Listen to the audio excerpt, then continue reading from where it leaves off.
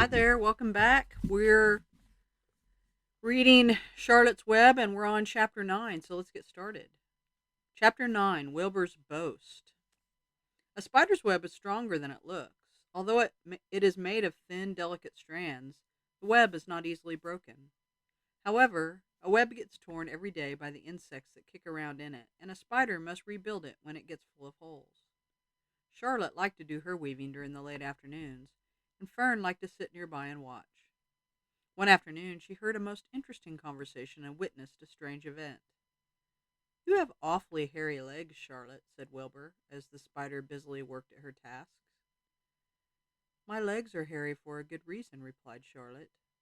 "Furthermore, each leg of mine has 7 sections: the coxa, the, the trochanter, the femur, the patella, the tibia, the metatarsus, and the tarsus."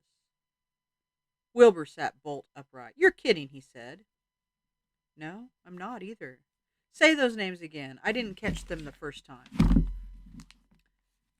Coxa, trochanter, femur, patella, tibia, metatarsus, and tarsus. "Goodness," said Wilbur, looking down at his own chubby legs. "I don't think my legs have 7 sections." "Well," said Charlotte, "you and I lead different lives. You don't have to spin a web. That takes real leg work." "I could spin a web if I tried," said Wilbur, boasting, "but I've just never tried." "Let's see you do it," said Charlotte. Fern chuckled softly, and her eyes grew wide with love for the pig. "Okay," replied Wilbur. "You coach me, and I'll spin one. It must be a lot of fun to spin a web. How do I start?" "Take a deep breath," said Charlotte, smiling. Wilbur breathed deeply. "Now climb to the highest place you can get to, like this." Charlotte raced up the top to the top of the doorway. Wilbur scrambled to the top of the manure pile. "Very good," said Charlotte. "Now make an attachment with your spinnerets. Hurl yourself into space and let out a drag line as you go down." Wilbur hesitated a moment, then jumped out into the air. He glanced hastily behind to see if a piece of rope was following him to check his fall, but nothing seemed to be happening in his rear, and the next thing he knew he landed with a thump. "Oomph!" he grunted. Charlotte laughed so hard her web began to sway. "What did I do wrong?" asked the pig when he recovered from his bump. "Nothing," said Charlotte. "It was a nice try." "I think I'll try again," said Wilbur cheerfully. "I believe what I need is a little piece of string to hold me." The pig walked out to his yard. "You there, Templeton," he called. The rat poked his head out from under the trough. "Got a little piece of string I could borrow?" asked Wilbur. "I need it to spin a web." "Yes, indeed," replied Templeton, who saved string. "No trouble at all. Anything to oblige." He crept down into his hole, pushed the goose egg out of the way, and returned with an old piece of dirty white string. Wilbur examined it. "That's just the thing," he said. "Tie one end to my tail, will you, Templeton?" Wilbur crouched low with his thin curly tail toward the rat. Templeton seized the string, passed it around the end of the pig's tail, and tied 2 half hitches. Charlotte watched in delight. Like Fern, she was truly fond of Wilbur, whose smelly pen and stale food attracted the flies that she needed, and she was proud to see that he was not a quitter and was willing to try again to spin a web. While the rat and the spider and the little girl watched, Wilbur climbed again to the top of the manure pile, full of energy and hope. "Everybody watch!" he cried, and summoning all his strength, he threw himself into the air head first. The string trailed behind him, but as he had neglected to fasten the other end to anything, it didn't really do any good, and Wilbur landed with a thud, crushed and hurt. Tears came to his eyes. Templeton grinned. Charlotte just sat quietly. After a bit, she spoke. "You can't spin a web, Wilbur, and I advise you to put that idea out of your mind. You lack 2 things needed for spinning a web." "What are they?" asked Wilbur sadly. "You lack a set of spinnerets, and you lack know-how. But cheer up. You don't need a web. Zuckerman supplies you with 3 big meals a day. Why should you worry about trapping food?" Wilbur sighed. "You're ever so much cleverer and brighter than I am, Charlotte. I guess I was just trying to show off. Serves me right." Templeton untied his string and took it back to his home. Charlotte returned to her weaving. "You needn't feel too badly, Wilbur," she said. "Not many creatures can spin webs. Even men aren't as good as at it as spiders, even though they think they're pretty good, and they'll try anything. Did you ever hear of the Queensboro Bridge? Wilbur shook his head. Is it a web?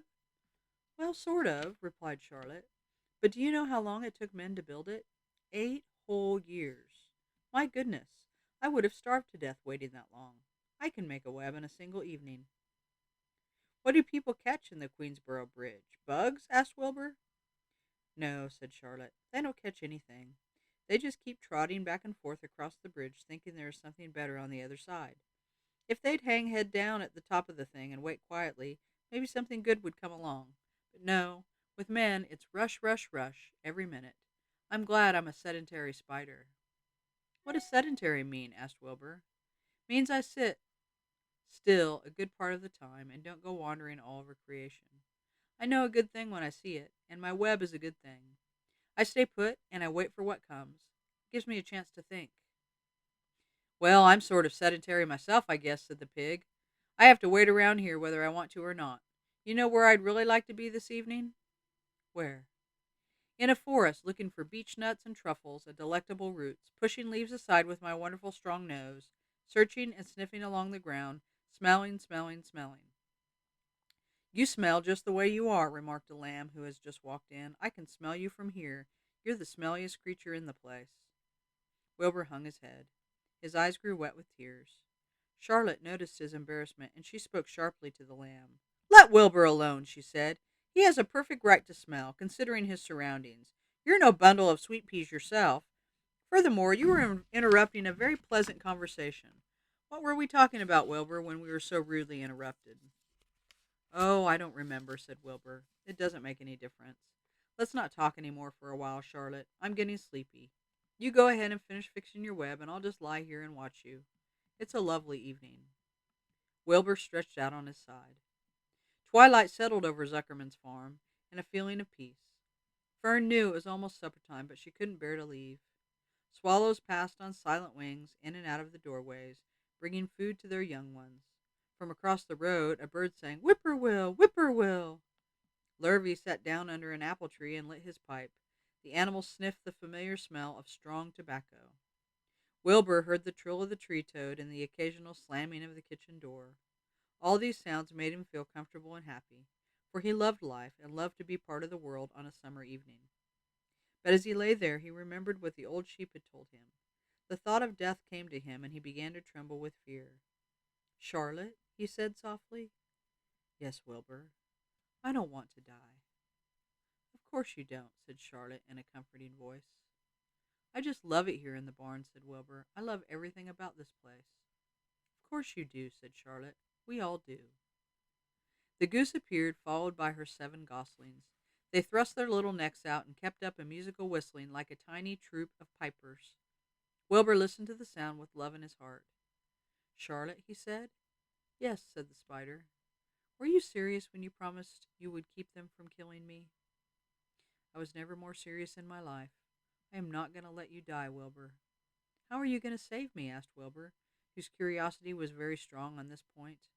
Well, said Charlotte vaguely, I don't really know, but I'm working on a plan. That's wonderful, said Wilbur. How is the plan coming, Charlotte? Have you got very far with it? Is it coming along pretty well? Wilbur was trembling again, but Charlotte was cool and collected. Oh, it's coming along all right, she said lightly. The plan is still in its early stages and hasn't completely shaped up yet, but I'm working on it. When do you work on it? Begged Wilbur. When I'm hanging head down at the top of my web. That's when I do my thinking, because then all the blood is in my head. I'd be only too glad to help in any way I can. Oh, I'll work it out alone, said Charlotte. I can think better if I think alone. All right, said Wilbur, but don't fail to let me know if there's anything I can do to help, no matter how slight. Well, replied Charlotte, you must try to build yourself up. I want you to get plenty of sleep and stop worrying. Never hurry and never worry. Chew your food thoroughly and eat every bit of it, except you must leave just enough for Templeton. Gain weight and stay well. That's the way you can help. Keep fit and don't lose your nerve.